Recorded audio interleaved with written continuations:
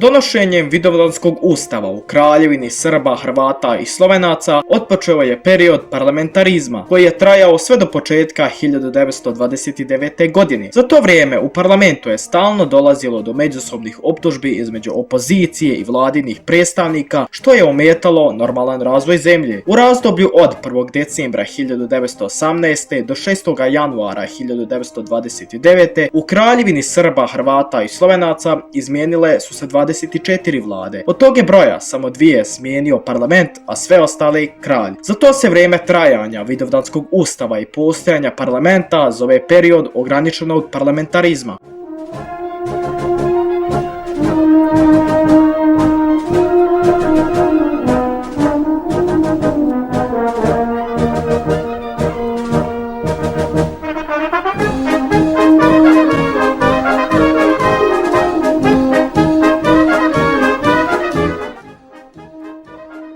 U političkom životu Kraljevine Srba, Hrvata i Slovenaca od prvog dana njenog postojanja dominiralo je nacionalno pitanje. Zvanično shvatanje bilo je da su Srbi, Hrvati i Slovenci 3 plemena jednog jedinstvenog naroda. Drugi narodi nisu priznavani i nacionalni problem postojao je sve izraženiji, jer je Kraljevina Srba, Hrvata i Slovenaca na osnovu Vidovdanskog ustava bila centralistički uređena. To je sputavalo razvoj svih južnoslavenskih naroda. Hrvatski poslanici u parlamentu, među kojima se naročito isticao Stjepan Radić, to jest predsjednik Hrvatske seljačke stranke, tražili su da se država organizira na federativnom principu, mada kralj i vlada nisu bili spremni na bilo kakve promjene. Stranački sukobi u skupštini, to jest u parlamentu, dostigli su vrhunac 20. juna 1928. godine, kada su poslanici opozicije optužili vladu za nepoštivanje zakona i korupciju, tražeći reviziju ustava. U krajnje zapaljivoj atmosferi Puniša Račić, poslanik radikalne stranke sa skupštinske govornice, pucao je na hrvatske poslanike. Tom je prilikom ubio 2, a ranio još 3 poslanika, među kojima i Stjepana Radića. Nekoliko nedjelja kasnije Radić je preminuo u Zagrebu od posljedica atentata i ovaj događaj poslužuje kralju kao izgovor da zavede diktaturu početkom 1929. godine.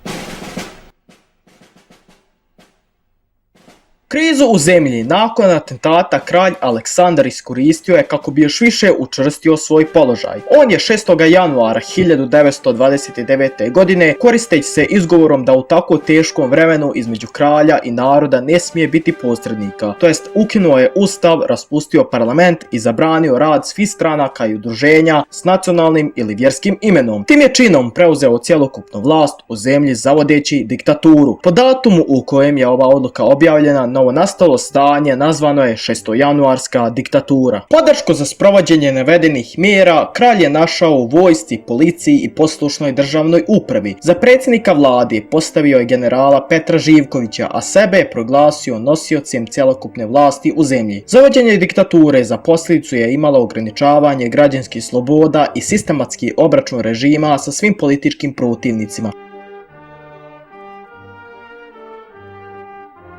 Početkom oktobra 1929. godine kralj je objavio zakon o nazivu i podjeli kraljevine na upravna područja. Prema tom zakonu država je dobila novi naziv, to jest Kraljevina Jugoslavija, a svi njeni stanovnici nazvani su Jugoslovenima. Umjesto na dotadašnje 33 oblasti, Kraljevina Jugoslavija podijeljena je na 9 banovina. Prilikom određivanja njihovog obima nisu poštovane nikakve nacionalne, prirodne niti historijske granice pojedinih teritorija.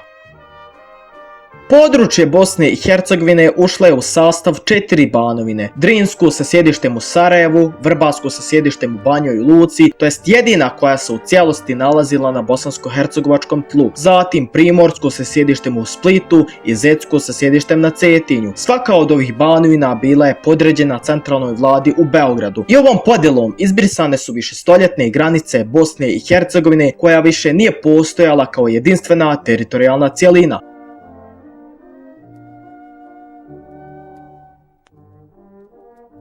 Dio objave od 6. januara 1929. godine kojom je kralj Aleksandar Karađorđević zaveo diktaturu glasi: Mome dragom narodu, svim Srbima, Hrvatima i Slovencima, nastupio je čas kad između naroda i kralja ne može i ne smije biti više posrednika. Žalosni razdori i događaji u Narodnoj skupštini pokolebali su kod naroda veru u korisnost te ustanove. Sporazumi pa i najobičniji odnose između stranaka i ljudi postali su apsolutno nemogući. Moja je sveta dužnost da svim sredstvima čuvam državno i narodno jedinstvo. I ja sam rešen da ovu dužnost bez kolebanja ispunim do kraja. Radi toga rešio sam i rešavam da Ustav Kraljevine Srba, Hrvata i Slovenaca od 28. juna 1921. godine prestane važiti. Svi zemaljski zakoni ostaju u važnosti dok se prema potrebi mojim ukazom ne ukinu. Na isti način donosit će se u buduće novi zakoni. Narodna skupština izabrana 11. novembra 1927. godine raspušta se. Saopštavajući ovu moju odluku mome narodu, naređujem svima vlastima u državi da po njoj postupaju, a svima i svakome zapovijedam da je poštuju i da se njoj pokoravaju.